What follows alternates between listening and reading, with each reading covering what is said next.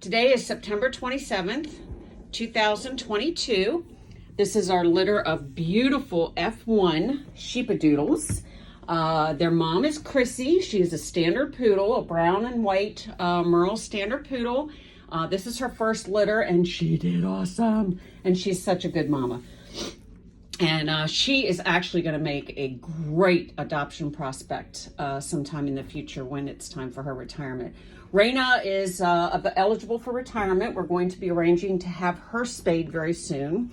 It is very much of a challenge for us to get into the vet.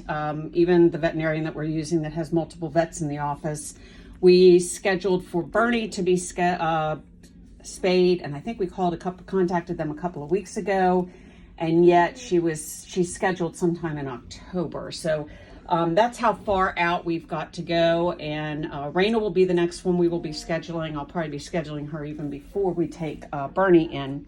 But we've got quite a number of girls that are eligible for adoption. We have an Old English Sheepdog girl who has never been bred. It's quite apparent to us that she cannot be bred, and her name is Frankie. Now, she is currently in heat, so we will not be releasing her until she has gone through her heat. Her sister is Clara, who we may be anticipating another litter from very soon. Okay, check our website for updates. As we are able to confirm, we will announce. Unfortunately, we prematurely announced Raina's litter.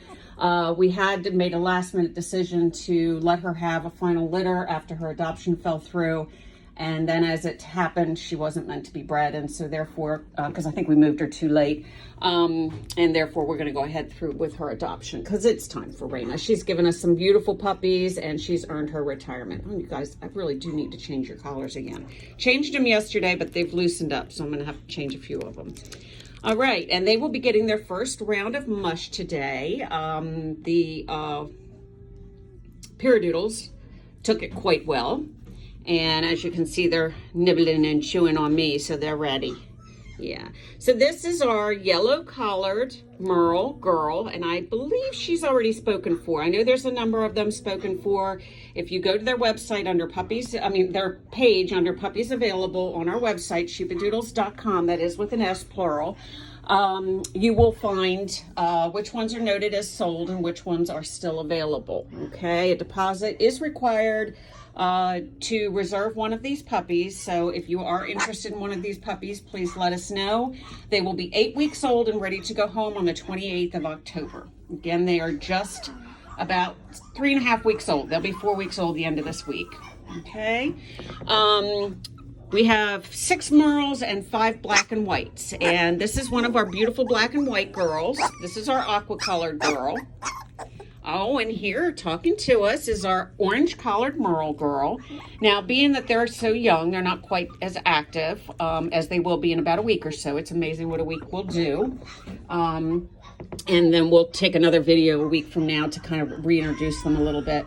All right, here's our white-collared black and white girl. I absolutely love her bandit face. Look at that. Is that not adorable?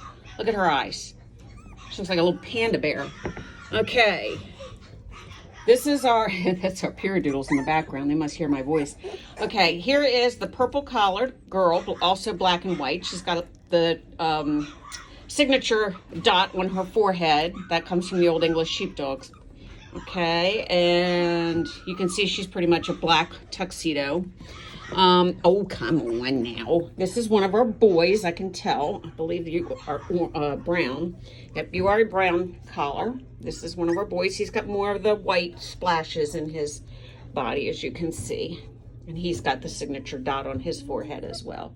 He's got one patch on one eye and open the other. Okay, this is our green. I know. I do believe you are already claimed, if I'm not confusing you with... No, I'm pretty sure you are. This is our beautiful green tuxedo Merle party.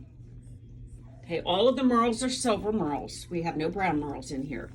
Black dominates, and especially when bred to brown. And that is why we got this beautiful litter. All right, there's our brown collared boy playing, tail wagging. Okay, come on, girly. Here's another one of our black and white tuxedos. This is our dark pink collared girl.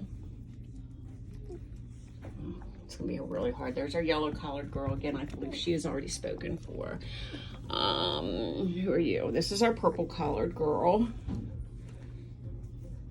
Signature dot on her forehead. Okay, there's our brown. Who are you? Oh, here's our dark gray. I have a light gray, which is here, and I shouldn't have done them both merle, but I did, and I got to change both their collars because they stretched out from yesterday. So this is our light gray. He's got some really defined black markings mixed in with his merle. Okay, and then this is our dark gray boy. Also a silver merle and white tuxedo. Okay. Don't think I missed anybody. Yeah. Oh, what are you doing? You're trying to. Oh, you're trying to scratch that collar, aren't you? All right. Let me stand up here and give you a view of all the puppies from above, and then I'm going to get on to giving them their food. It's time to see how the moms are doing, although reluctant on my part. Once I start feeding them solid food, which begins today, the moms then, look at how leopard you are. Once I start feeding them, then their chemistry changes and mom stops cleaning up after them, and then we bring in the potty box and we start potty training them, okay, to their potty box. And my last 2 litters have done really, really well. So I hope these guys do too, because the better they do, the easier it is for me. The cleaner the puppies stay. The grate system has been working out well. Now for these guys, I'm not going to be able to do the grate system early on because they are so small. There's overall smaller litter at this age. Don't let that fool you. It doesn't mean they're going to be smaller when they grow up. But they're all growing very well at a very good rate. And that's what we monitor, and we do post their current weights as we take their photos, which we did yesterday. Okay. Anyway, when mom stops cleaning up, then my jobs really start. So, we will begin their food today. I'm going to go ahead and grab it and introduce them. Got all the bowls cleaned and the food all mushed up and ready to go and ready to mix. So we'll see how they do, and then we'll let moms in a little bit. Okay, so once again, as I mentioned on our earlier video, I just returned Sunday, today being Tuesday, from a wonderful week away with my son and my 2 granddaughters and my daughter-in-law in Bartow, Florida. Now, they're about an hour east of Tampa, where this hurricane is headed, among other locations. So prayers certainly for my son and his family. He's quite confident they're far enough in. They should have some wind and some quite a bit of rain is what they're expecting, but they're not in a flood zone, so praise God for that. They are, however, in the house that they've been in for a few months, surrounded by numerous large mature trees and foliage, as well as the rest of the neighborhood. Therein lies the main concern, because they are fairly close to the house, most of them. So we just hope there's no uprooted trees around them. And they're mostly native trees to Florida, so hopefully they're well rooted.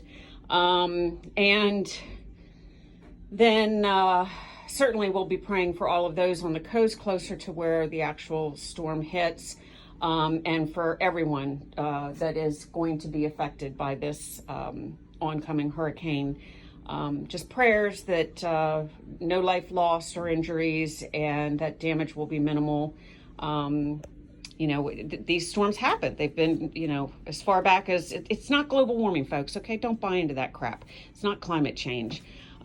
These storms go way back in history. As a matter of fact, they said that the last time Tampa was hit by something like this was almost 100 years ago. So we weren't screaming global warming back then. As a matter of fact, I'm 60 years old, and when I was growing up, they were screaming ice age. So I don't think they know what the heck they're doing. It's just a political talking point. So anyway, think for yourself. That's all I can say. Think for yourself. So I wish you well, and once again, we ask for prayers for those down in the path of Hurricane Ian, and thank you for viewing our puppies. They're all asleep. I'm going to have to wake them up to feed them, and may God bless you.